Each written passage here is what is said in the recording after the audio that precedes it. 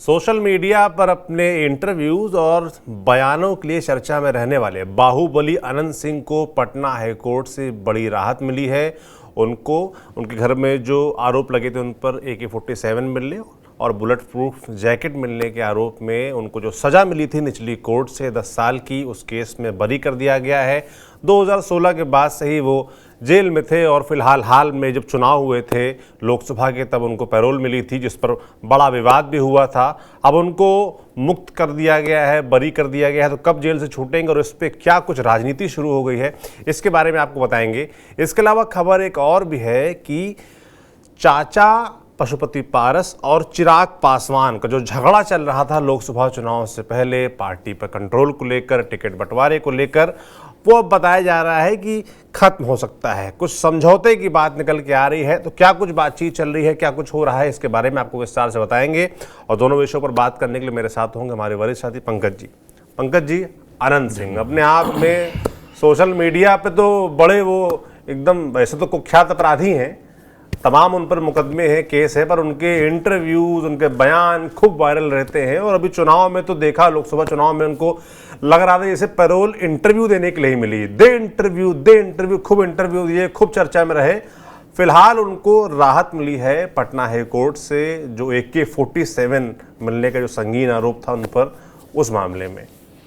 देखिए, आपने कुख्यात अपराधी कहा, पर मैं ये आपको बता दूं कि उनके इलाके में जब आप जाएंगे और कई लोगों से बात करेंगे और इस तरह के शब्द का प्रयोग करेंगे तो उनके समर्थक खासे नाराज हो जाएंगे। मैं इस नाराजगी को झेल चुका हूं।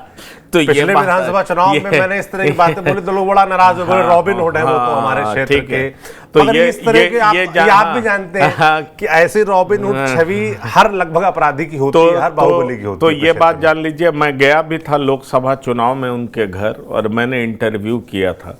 दरअसल उनका बड़ा जो बोलने का स्टाइल है और जिस साफ गोई से वो बात करते हैं और जितने कम शब्दों में बोलते हैं, वो लोग बहुत पसंद करते हैं। इसलिए अनंत सिंह का इंटरव्यू बहुत चलता है, ये सच बात है। दूसरी बड़ी बात यह है कि अनंत सिंह जब से चुनावी प्रक्रिया में उतरे कभी हारे नहीं हैं। या तो वो खुद चुनाव लड़े हैं या उनकी पत्नी चुनाव लड़ी हैं, लेकिन हार का तो सवाल ही नहीं है। वो किसी भी पार्टी से लड़े, निर्दलीय लड़े, जैसे भी हैं, वो विधायक के तौर पर जीत जाते हैं।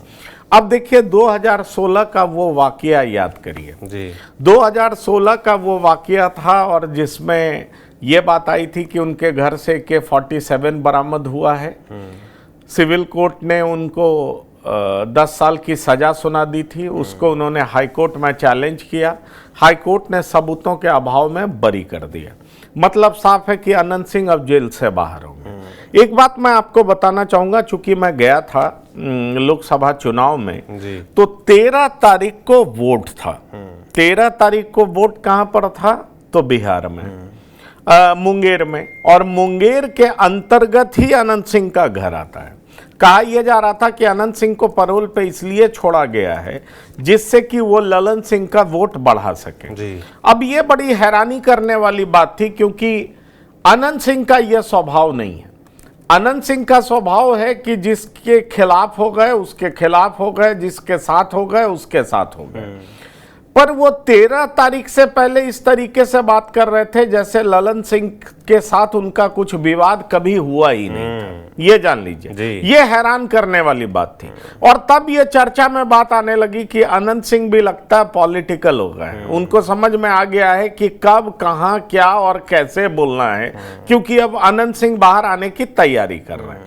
क्योंकि जिस तरीके से JDU के कद्दावर नेता ललन सिंह के पक्ष में, इनफैक्ट वो कहते थे मैं अपने लोगों से मिलने जा रहा हूं, पर सच्चाई ये थी कि ललन सिंह के पक्ष में वो कैंपेन कर रहे थे, ललन सिंह के पक्ष में माहौल बना रहे थे। कहा यह जा रहा था कि ललन सिंह के पक्ष में इसलिए इनको पैरोल पे लाया गया है जिससे कि जो दूसरे उम्मीदवार हैं, अनीता देवी, उनके पति अशोक महतो, वो कुख्यात अपराधी थे, तो उनको काउंटर करने के लिए, लोगों में एक मैसेज देने के लिए कि अनंत सिंह के सामने वो क्या है, और अनंत सिंह को बाहर ला करके उस इलाके में एक पैगाम देना था कि देखिए हमने एक उनका जवाब ढूंढ लिया। और जब मैं गया अनंत सिंह से, मैंने ये सीधा सवाल पूछा कि क्या आप उनका प्रचार करने आए, तो बोले मैं किसी का प्रचार करने नहीं आया हूँ, अपनी जनता से मिलने आया हूँ, घर में बंटवारा था और बंटवारे के निपटारे के लिए मैं आया हूँ। लेकिन उनके कई सारे विजुअल्स चलते नजर आते थे, रेंज रोवर में बैठना, कंघी से बाल बनाना और ड्राइवर साथ में, और लोग जिस तरीके से छोटे सरकार जिंदाबाद के नारे लगाते थे। मैं जब गया 13 तारीख के बाद, तो उन्होंने ठान लिया था कि इंटरव्यू नहीं देना, ये जान लीजिए। लेकिन मैं गया, मैंने उनसे बात की, क्योंकि पहले भी मैं मिला था उनसे काफी साल पहले, जब इनके बड़े भाई ड्राइविंग सीट पे होते थे और ये पीछे से बैक एंड सपोर्ट देते थे। बड़े भाई पॉलिटिक्स में होते थे और ये बाहुबली के रूप में जाने जाते थे, पर ये सड़क पे निकलते नहीं थे, अनंत सिंह का निकलना होता नहीं था। आपको मैं यह बता सकता हूं कि उस दिन जब हमने कोशिश की बात करने की, तो हमने कहा आप प्रचार करने आए हैं, तो अनंत सिंह की नाराजगी देखी गई। हमने कहा कि आप अनीता देवी को हराने आए हैं, अनंत सिंह इस बात पर नाराज हो गए। हमने कहा आप लालू प्रसाद का साथ कैसे छोड़ सकते हैं, तो उन्होंने कहा कि हमको इतना साल हो गया, एगो फ्लैट तक नहीं दिया। मतलब वो उनका जो अंदाज था बोलने का कि एक फ्लैट नहीं दिया। अब सवाल ये उठता है कि वो पूरी नाराजगी आरजेडी पे निकाल रहे थे। वो कह रहे थे मेरे साथ इतना कुछ हो रहा था, आरजेडी ने एक बकार नहीं निकाला। ये सब अनंत सिंह के शब्द हैं, मतलब एक शब्द नहीं बोला।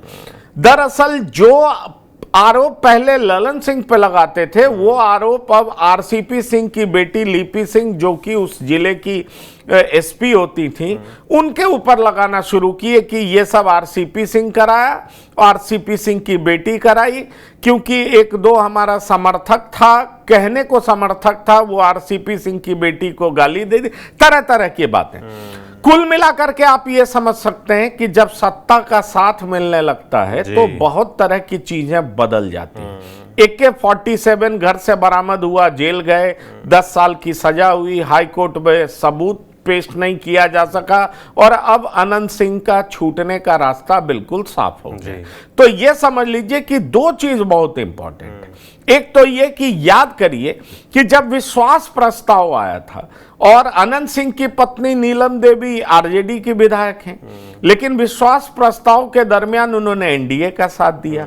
कहा जाता है कि अनंत सिंह की पत्नी को मैनेज करने में बीजेपी से विजय सिन्हा और जेडीयू से अशोक चौधरी की भूमिका बड़ी महत्वपूर्ण थी, और इसलिए नीलम देवी विश्वास प्रस्ताव के दरमियान आई और अपनी पार्टी लाइन से हट करके उन्होंने किसको सपोर्ट किया? नीतीश कुमार की सरकार को सपोर्ट किया। तो जब आप सरकार को समर्थन देंगे तो सरकार भी तो समर्थन देगी ना। और आप ये सारी बातें जानते हैं कि प्रोसिक्यूशन कैसे काम करता है, फिर यही पुलिस जो आपके खिलाफ एविडेंस जुटाती है वो ढूंढ नहीं पाती है। कहने को बहुत तरह की बातें होती हैं, सबूतों के अभाव में ही छोड़ा गया। और दूसरा, जब जेडीयू से खड़े होते हैं कद्दावर नेता राजीव रंजन सिंह उर्फ ललन सिंह, तो राजीव रंजन सिंह उर्फ ललन सिंह भी अपने स्पीच में कहते हैं कि यहां लोग इनको छोटे सरकार कहते हैं, ये बड़े पॉपुलर हैं, लोकप्रिय हैं। तो लग रहा था कि दोनों के बीच में किस तरीके से बर्फ पिघल गया है, मतलब दोस्ती हो गई है, दोनों एक दूसरे के लिए काम कर रहे हैं। तो साफ दिखाई पड़ता है कि जेडीयू से दोस्ती का इनाम मिल रहा है। और अनंत सिंह जो है, क्योंकि उनकी पत्नी जेडीयू के पाले में आ चुकी हैं, एनडीए के पक्ष में वोट दे चुकी हैं, कोर्ट में सबूत नहीं मिलना अपने आप में आप कह सकते हैं कि टेक्निकली सबूत नहीं मिला, मतलब केस स्टैंड नहीं कर पाया। पहले जो केस पुलिस ने किया था, जो आरोप लगाया था, वो हाई कोर्ट ने सबूतों के अभाव में बरी कर दिया। मतलब अब अनंत सिंह बाहर होंगे, फ्रीली घूम सकेंगे, टहल सकेंगे, लोगों से मिल सकेंगे। वो तो एक प्रॉक्सी के रूप में पत्नी को खड़ा कर दिया था, लेकिन इफेक्टिवली तो अनंत सिंह ही नेता है ना, तो वो अपनी नेतागिरी कर सकेंगे। और इसमें कोई बहुत हैरान होने वाली बात नहीं है कि अगले चुनाव में उन्हें जेडीयू से टिकट मिले और जेडीयू से वो चुनाव लड़ने के लिए उनकी पत्नी मैदान में। बिल्कुल, तो आरोप तो लगेंगे ही। और जो आपने बात कही कि भाई जो दोस्ती हाल में उन्होंने की है ललन सिंह से या एनडीए से, जेडीयू से, उसका कहीं ना कहीं भी उनको लाभ मिलेगा। और आज वो रिहा हो भी गए हैं। बाकी इस मामले पर आगे क्या होता हमारी नज़र बनी रहेगी। तो एक और दोस्ती की बात भी कर लेते हैं जिसकी बड़ी चर्चा है कि क्या वो दोस्ती वाकई होने जा रही है। पशुपति पारस जो कि चाचा हैं चिराग पासवान के, और चिराग पासवान जो कि केंद्र में मंत्री हैं और बिल्कुल 100% स्ट्राइक रेट के साथ लोकसभा चुनाव में नेता के तौर पर उभरे, अपनी पार्टी पर पूरा कंट्रोल स्थापित कर लिया है। पशुपति पारस एकदम अलग थलग पड़ गए थे। क्या आप विधानसभा चुनाव जब आने वाले हैं उससे पहले वो और मजबूत हो सके चिराग पासवान, इसलिए वो अपने चाचा से दोस्ती करने जा रहे हैं? देखिए, एक बात समझ लीजिए कि चिराग पासवान ने पिछले कुछ सालों में मेहनत करके पूरी पार्टी को हाईजैक कर लिया और पशुपतिनाथ पारस को बिल्कुल इनइफेक्टिव बना दिया। मतलब आप कह सकते हैं कि जिस लीगेसी को थामने के लिए पशुपतिनाथ पारस ने चिराग पासवान के साथ के सभी एमपी को अपने साथ तोड़ लिया था, लेकिन लोकसभा चुनाव आते आते बीजेपी समझ गई कि असली नेता तो चिराग पासवान है। 5 टिकट बीजेपी ने चिराग पासवान को दे दिया। पशुपतिनाथ पारस के हवाले एक भी टिकट नहीं दिया। पशुपतिनाथ पारस कहीं के नहीं रहे। अभी तो हालत ये हो गई कि उनका पटना में दफ्तर भी छीना जाने लगा। पशुपतिनाथ पारस के पक्ष में नीतीश कुमार लोकसभा चुनाव से पहले बोल रहे थे, पर्दे के पीछे समर्थन दे रहे थे, लेकिन लोकसभा चुनाव के परिणाम के बाद चिराग पासवान ने भी आपने कई बार देखा कि जिस तरीके से नीतीश कुमार के पैर छुए और नीतीश कुमार के साथ आने में उनको दिक्कत नहीं हुई, तो चिराग पासवान ने नीतीश कुमार के साथ सब कुछ ठीक कर लिया। अब सवाल ये उठता है कि जब पशुपतिनाथ पारस का कोई राजनीतिक ताकत ही नहीं दिख रहा है तो अब पशुपतिनाथ पारस करेंगे क्या? एनडीए से राज्यसभा में जा नहीं रहे, गवर्नर उनको बनाया नहीं जा रहा है, उनके साथ के सारे एमपी बैठ गए, एक केवल जो यहाँ की एमपी थी जो मुन्ना शुक्ला को हराई हैं, जो महिला एमपी थी जी। अगर आप उनको देख लें तो वो पशुपतिनाथ पारस को लोकसभा चुनाव से 1 साल पहले ही साथ छोड़ दिया था और वो चिराग कैंप में आ गए। चिराग कैंप के 5 एमपी जीत जाते हैं और उनकी जबरदस्त जीत होती है। चिराग का स्ट्राइक रेट 100% माना जाता है। चिराग पासवान की बल्ले बल्ले हो जाती है। पशुपतिनाथ पारस कहीं के दिखाई नहीं पड़ते। अब सोचिए कि समस्तीपुर से प्रिंस एमपी थे, लेकिन चिराग पासवान शांभवी चौधरी को टिकट दे देते हैं। वो प्रिंस भी कहीं के नहीं रहते हैं, पशुपतिनाथ पारस के बेटे भी कहीं के नहीं रहते हैं। ऐसे में सवाल उठता है कि पशुपतिनाथ पारस अब अपने बच्चों के लिए तो कुछ तो सोचेंगे ना, भविष्य के बारे में सोचेंगे तो। और एक बात तो बहुत साफ हो गया कि भाई चिराग पासवान के जो भी वोटर्स समर्थक हैं वो माफ करिएगा, रामविलास पासवान के जो भी वोटर्स और समर्थक थे वो चिराग पासवान के साथ लग गए। दलित नेता के तौर पर वो उभर गए। यूथ में भी पॉपुलैरिटी चिराग पासवान की है। चिराग पासवान जिस तरीके से बोलते हैं, प्रधानमंत्री के साथ बेहतर रिलेशन एंजॉय करते हैं, नीतीश कुमार के साथ भी उन्होंने बेहतर संबंध कर लिया, तो राजनीतिक रूप से प्रासंगिक तो चिराग पासवान रह गए। पशुपतिनाथ पारस का क्या हुआ? अब पारस करेंगे क्या? अब पारस इसी बात की दुहाई दे रहे हैं कि हम अपने भाई, बड़े भाई और पिता को भगवान स्वरूप समझते हैं। हम रोज दिन नहाने के बाद दोनों की पूजा करते हैं। हमारा खून है चिराग, जो कभी यही पशुपतिनाथ पारस ने चिराग को लेकर के बहुत खराब शब्दों का प्रयोग किया था। यहां तक कह दिया था कि परिवार के नाम पे कलंक है, धब्बा है, दाग है, व्यवहार पे सवाल उठाए थे। अब सवाल उठता है कि पशुपतिनाथ पारस जिस बात की मिन्नत कर रहे हैं, क्या चिराग पासवान उसके लिए तैयार हो जाएंगे? वो हमेशा कहते ना कि खून का रंग बहुत गाढ़ा होता है। सवाल ये उठता है कि खून का रंग तो गाढ़ा होता है, पर ये कॉल तो चिराग पासवान को लेना है। पशुपतिनाथ पारस को समझ में आ चुका है कि राजनीतिक रूप से वो मजबूर हैं, उनकी कोई हैसियत रह नहीं गई है, तो निश्चित तौर पर अगर राजनीतिक शरण पाना है तो चिराग पासवान के छत्र छाया में ही जाना पड़ेगा, क्योंकि रामविलास पासवान की लेगेसी को चिराग पासवान पूरे तरीके से हथिया चुके हैं। इसलिए अपने बच्चों को अगर सेटल करना है तो चिराग पासवान की जरूरत है।